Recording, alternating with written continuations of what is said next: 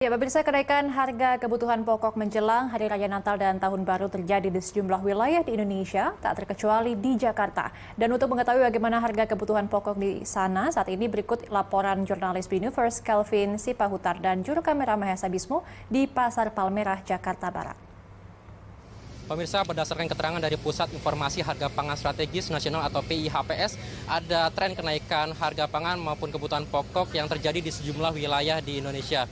Beberapa kebutuhan pokok yang mengalami kenaikan harga antara lain adalah harga cabai, harga beras, lalu juga ada harga bawang, tomat, maupun aneka daging yang mengalami kenaikan. Nah, kenaikan harga pangan atau kebutuhan pokok juga terjadi di pasar-pasar di Jakarta, salah satunya ada di Pasar Palmerah Jakarta ini. Nah, untuk mengetahui kenaikan harga yang ada di Pasar Palmerah, saya akan mengajak Anda untuk berbincang-bincang langsung dengan salah satu penjual yang ada di Pasar Palmerah ini.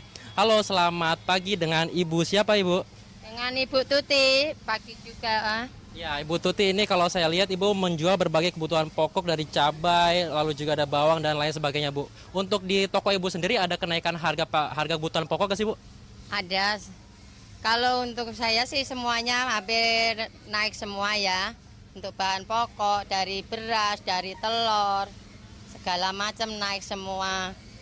Oke. Bu, yang naiknya nih kira-kira apa aja, Bu? Ya bisa disebutkan tadi mungkin dari cabai atau bawang dan lain sebagainya. Dari cabai rawit merah yang bertahan lama, dari harga 50 menjadi 100.000. Dari merah keriting dari 30 menjadi 90.000. Dari rawit hijau 30.000 menjadi 60.000. Kalau untuk harga bawang bagaimana, Bu, saat ini? Untuk harga bawang masih stabil, naik juga sih. Dari 20 menjadi 35.